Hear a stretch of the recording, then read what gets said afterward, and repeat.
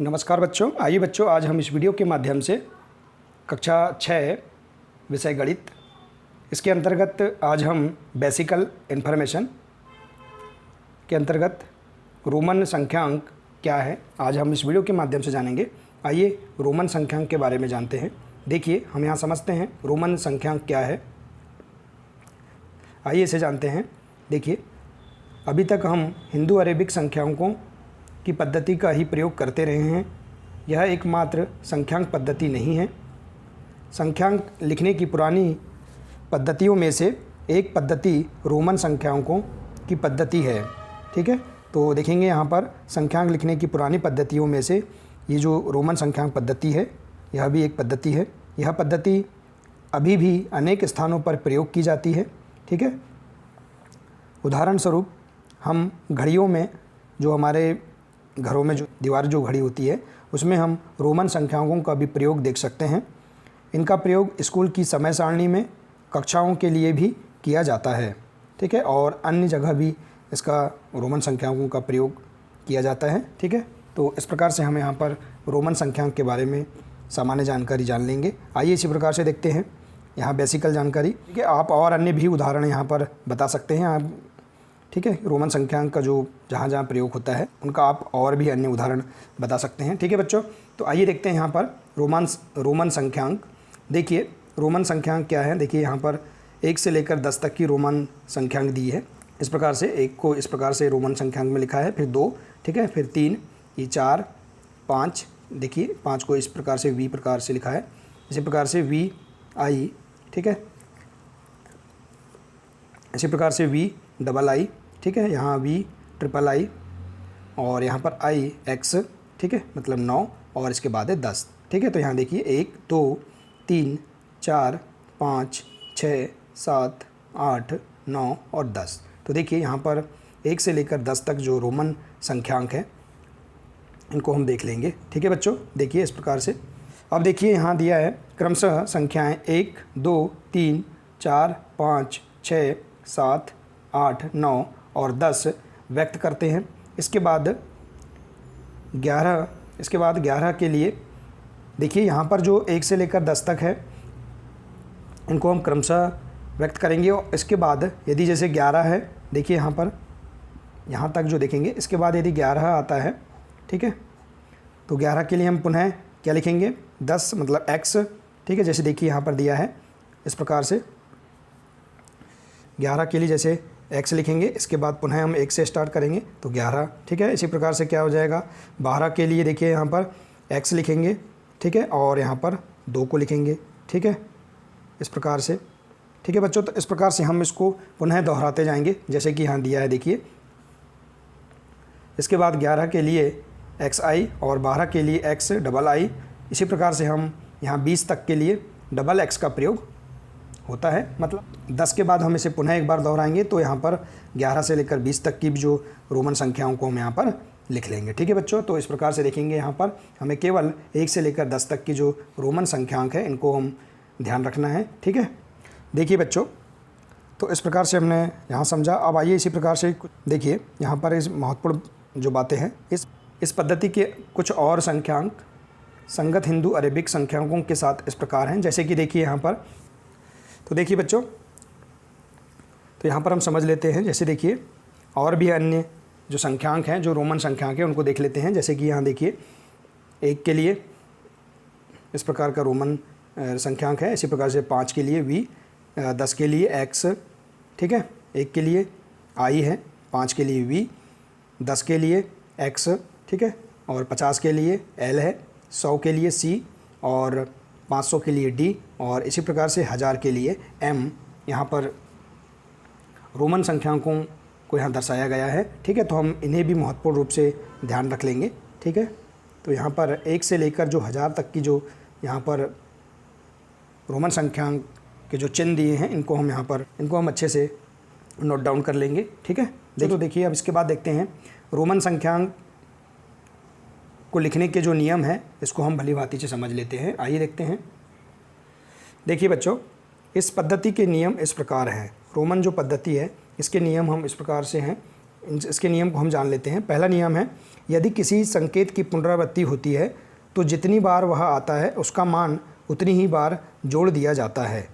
देखेंगे यहाँ पर, यदि किसी संकेत, जो रोमन संख्यांक का जो संकेत है उसकी पुनरावृत्ति होती है तो जितनी बार वह आता है उसका मान उतनी ही बार जोड़ दिया जाता है। अर्थात देखेंगे यहाँ 2 बार आई है बराबर 2 है, इसी प्रकार से डबल एक्स है बराबर डबल एक्स को 10 और 10 मतलब 20, ठीक है। तो और इसी प्रकार से 3 बार एक्स है मतलब 30, ठीक है, 10 10 10 30, ठीक है। तो इस प्रकार से यहाँ पर इसकी पुनरावृत्ति भी होती है, ठीक है। तो ये पहला नियम है। इसी प्रकार से दूसरा नियम है बी नंबर का, कोई संकेत 3 से अधिक बार नहीं आता है। जैसे देखिए यहाँ पर ये संकेत 3 बार आया है, 3 बार एक्स एक्स दिया है मतलब 30।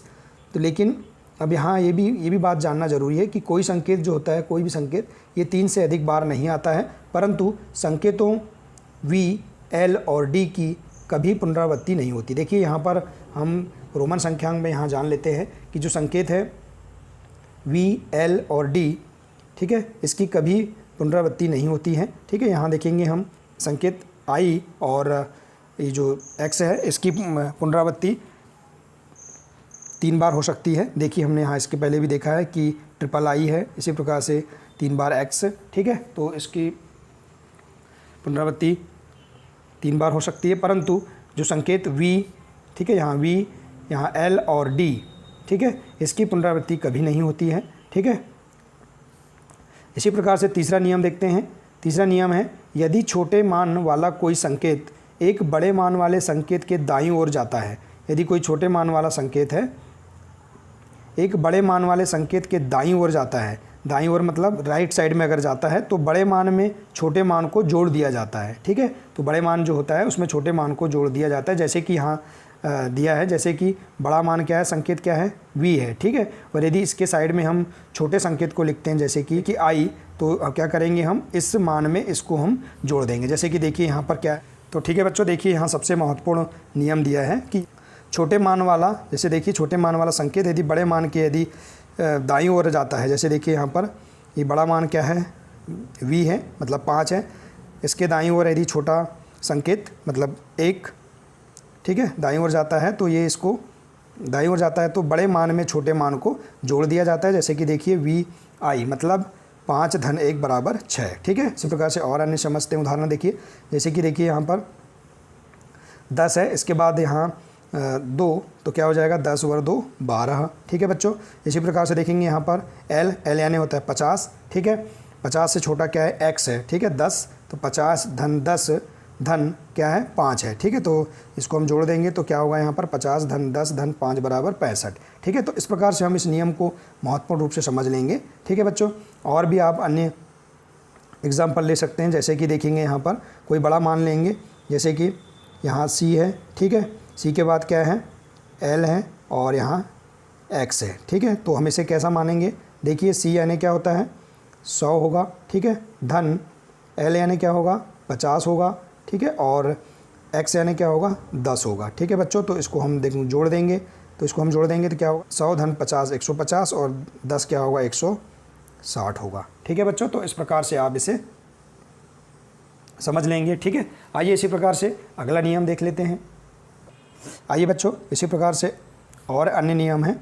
यदि छोटे मान वाला कोई संकेत, देखिए यदि छोटे मान वाला कोई संकेत बड़े मान वाले किसी संकेत के बाईं ओर आता है, देखिए अभी हमने इसके ऊपर जो नियम दिया था कि यदि छोटे मान वाला संकेत बड़े मान वाले संकेत के दाईं ओर आता है तो उसे हम क्या करते हैं, जोड़ देते हैं। और यहाँ दिया है यदि छोटे मान वाला कोई संकेत बड़े मान वाले किसी संकेत के बाईं ओर आता है तो बड़े मान में से छोटे मान को घटा दिया जाता है, ठीक है। ये सबसे महत्वपूर्ण नियम है, तो इस नियम को हम समझ लेंगे। जैसे कि यहाँ एग्जाम्पल दिया है कि यहाँ देखिए बड़ा मान क्या है 5 है, v है, ठीक है, इसके बाईं ओर यदि छोटा संकेत, यदि जैसे कि यहाँ देखिए छोटा संकेत क्या है अगर आता है तो क्या करेंगे, बड़े मान में से इस छोटे संकेत वाले मान को घटा देंगे, मतलब 5 में से 1 घटा देंगे तो क्या हो जाएगा 4 हो जाएगा, ठीक है बच्चों। तो इस प्रकार से हम रोमन संख्यांक के यहाँ नियम समझ लेंगे, ठीक है। इसी प्रकार से देखेंगे यहाँ पर बड़ा मान क्या है 10 है, 10 के बाईं ओर यदि छोटा मान छोटा संकेत आया है तो हम इसको घटा देंगे, 10 में से हम 1 घटाएंगे तो क्या होगा, 9 होगा।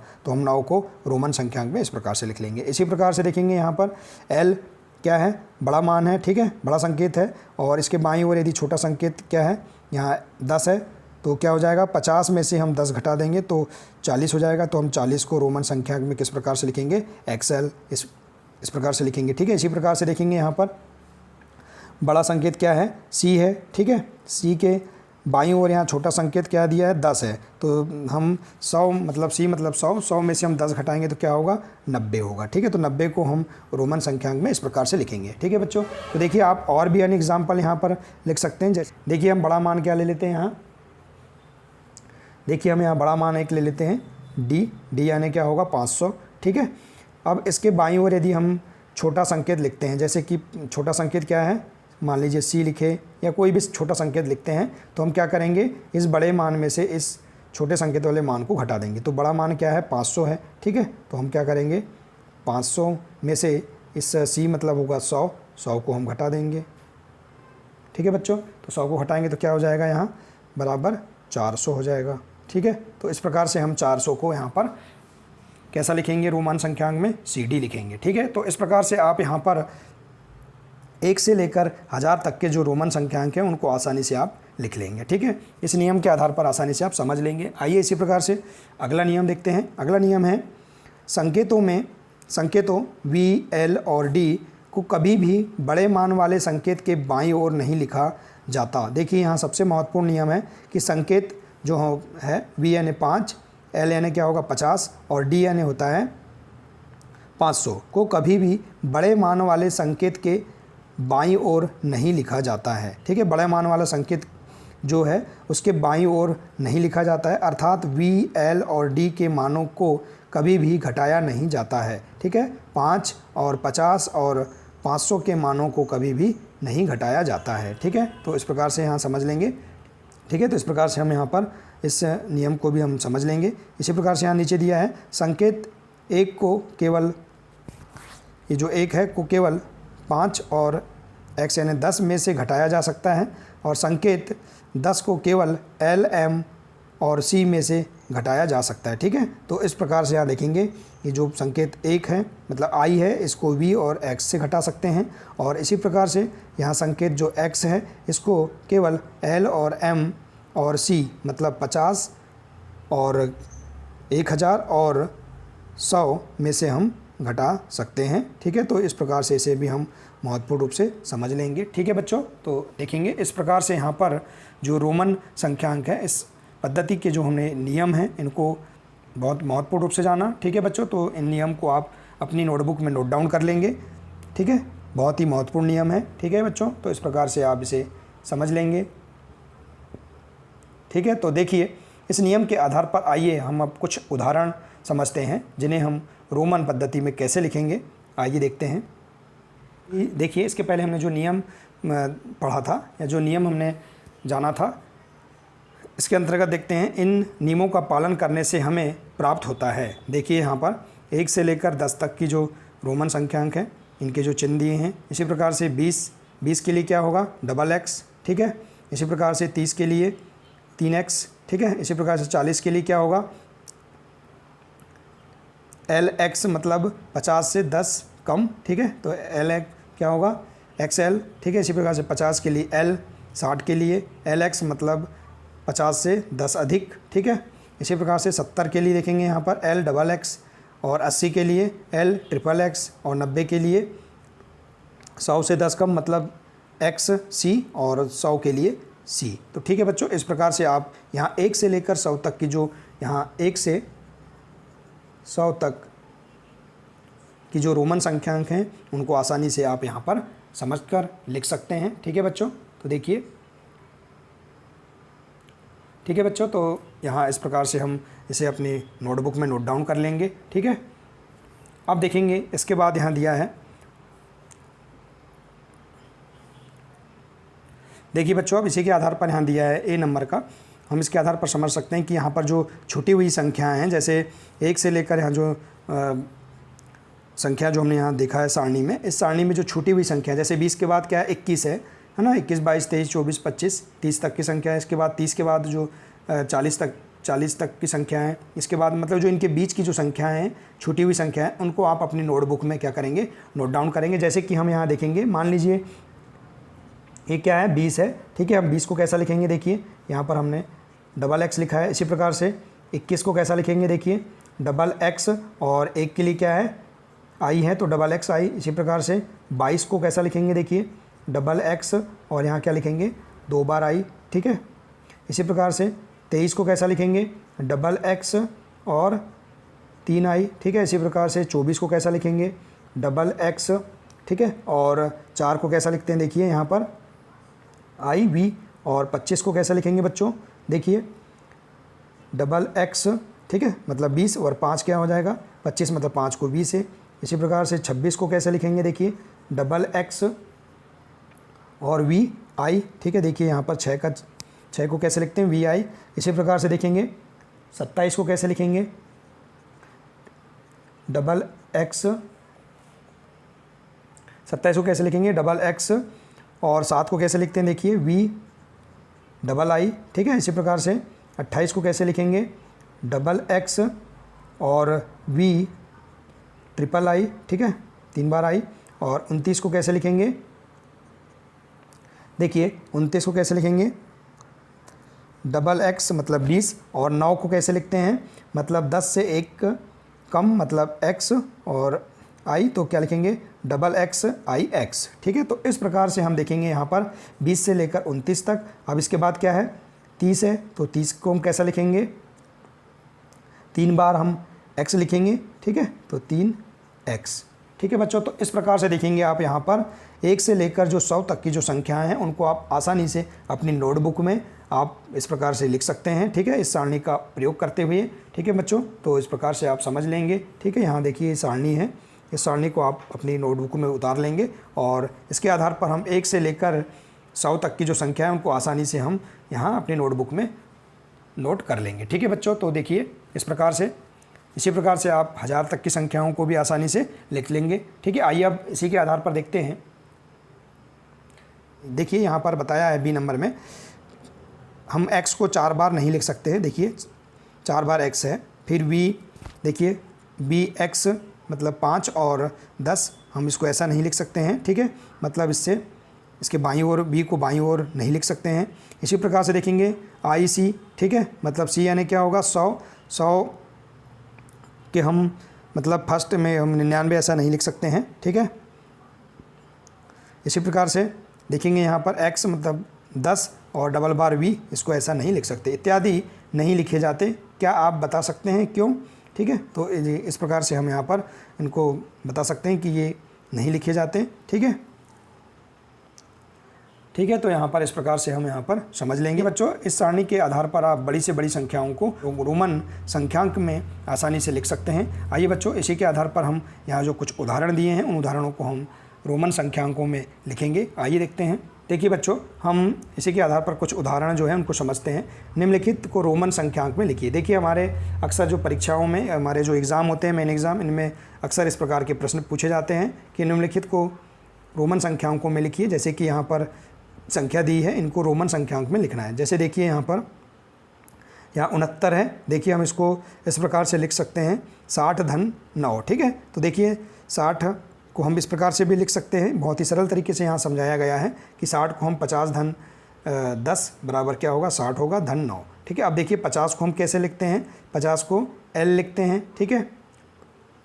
और इसके बाद देखेंगे यहाँ जो 10 है, इसको कैसे लिखते हैं, x लिखते हैं, तो क्या हो जाएगा, 60 को हम कैसे लिखेंगे, LX धन, यहाँ 9 को कैसे लिखते हैं, 10 से 1 कम मतलब IX, तो क्या हो जाएगा, देखिए LX धन IX, इसको हम जोड़ देंगे तो क्या हो जाएगा, 69 को कैसे लिखेंगे, LXIX, ठीक है। तो इस प्रकार से हम यहाँ आसानी से समझ लेंगे, ठीक है बच्चों। आइए इसी प्रकार के देखते हैं, जो दूसरा उदाहरण दिया है बी नंबर का, इसे समझते हैं। देखिए यहाँ 98 है, 98 को हम 90 + 8 लिख सकते हैं, ठीक है। अब देखिए यहाँ पर हम आसानी से यहाँ बता सकते हैं 90 जो है ये 100 से 10 कम है, ठीक है बच्चों। तो 10 कम है, तो देखिए 100 ऋण 10 धन 8 है ना। तो हम 100 को कैसे लिखेंगे, देखिए, तो ठीक है, तो हम 100 को कैसे लिखेंगे, सी लिखते हैं, ठीक है। और 10 को कैसे लिखेंगे, 10 को क्या लिखेंगे, x लिखेंगे। मतलब इस सी के बाईं ओर हम x को लिखेंगे तो क्या हो जाएगा, यहाँ पर 90 हो जाएगा, ठीक है। धन 8 को कैसे लिखते हैं, 5 और 3 i, ठीक है। तो इसको हम जोड़ देंगे तो क्या होगा, XCV ट्रिपल i, ठीक है। तो ये क्या हो जाएगा, 98 हो जाएगा। तो इस प्रकार से 98 को हम रोमन संख्याओं में लिख लेंगे। अब आइए इसी के आधार पर हम ये जो उदाहरण है इनको हम स्वयं हल करेंगे। देखिए यहाँ पर है, देखिए यहाँ दिया है 73, ठीक है।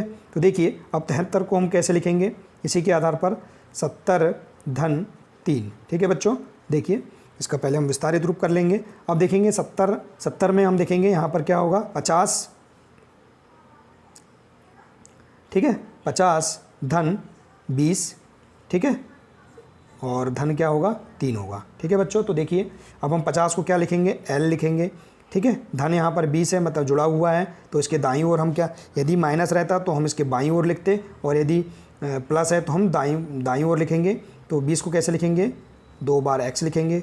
धन 3 को क्या लिखते हैं हम, 3i, ठीक है। तो इस प्रकार से हम यहाँ पर इसे रोमन, ठीक है, इस प्रकार से यहाँ पर कर लेंगे। इसके बाद हम इसका योग कर देते हैं तो क्या हो जाएगा, यहाँ L XX और 3i, ठीक है बच्चों। तो इस प्रकार से हम 73 को इस प्रकार से रोमन संख्यांक में लिख लेंगे, ठीक है बच्चों। आइए इसी प्रकार से हम दूसरा उदाहरण देखते हैं। दूसरा उदाहरण है हमारे पास 92, ठीक है। हम 92 को यहाँ समझते हैं। देखिए यहाँ है 92, ठीक है। 92 को हम कैसे लिखेंगे, देखिए 90 धन 2, ठीक है। अब देखिए हम 90 को क्या लिख सकते हैं, 90 जो है 100 से 10 कम है, तो हम यहाँ लिखेंगे 100 ऋण 10, ठीक है, धन 2, ठीक है बच्चों। तो देखिए, ठीक है, तो अब हम यहाँ लिख सकते हैं 100 को हम कैसे लिखेंगे, 100 को क्या लिखते हैं, C लिखते हैं, ठीक है, C। अब देखिए यहाँ पर माइनस है, मतलब हम इसके C के बाईं ओर हम 10 को लिखेंगे तो क्या आ जाएगा, X आएगा, ठीक है। XC धन 2 को कैसे लिखते हैं, 2i, ठीक है। तो इस प्रकार से हम लिख देंगे, ठीक है बच्चों। अब हम इसको जोड़ देंगे तो यहाँ क्या हो जाएगा, XC 2 बार i, ठीक है। तो इस प्रकार से हम यहाँ पर 92 को रोमन संख्यांक में हम इस रोमन पद्धति में इस प्रकार से लिख देंगे, ठीक है। तो इस प्रकार से बच्चों देखिए हम यहाँ पर किसी भी संख्या को हम रोमन पद्धति में आसानी से हम यहाँ पर लिख सकते हैं, ठीक है बच्चों। तो यहाँ आप इस प्रकार से जो नियमावली है इनको आसानी से समझ लेंगे, इनको अपनी नोटबुक में नोट डाउन कर लेंगे, और ये जो सारणी है इस सारणी को भी आप अपनी नोटबुक में नोट डाउन अवश्य कर लेंगे, ठीक है बच्चों। तो देखिए यह हमारे आगामी परीक्षाओं के लिए हम बहुत ही महत्वपूर्ण है, ठीक है। अक्सर इससे संबंधित रोमन संख्यांक से संबंधित प्रश्न अक्सर परीक्षाओं में पूछे जाते हैं, ठीक है बच्चों। तो आशा है बच्चों कि आपको इस वीडियो के माध्यम से रोमन संख्याओं को रोमन पद्धति में कैसे लिखते हैं में आ गया होगा, ठीक है बच्चों। तो बच्चों इसी प्रकार के और भी अन्य वीडियो को लेकर हम मिलेंगे नेक्स्ट वीडियो में। नमस्कार।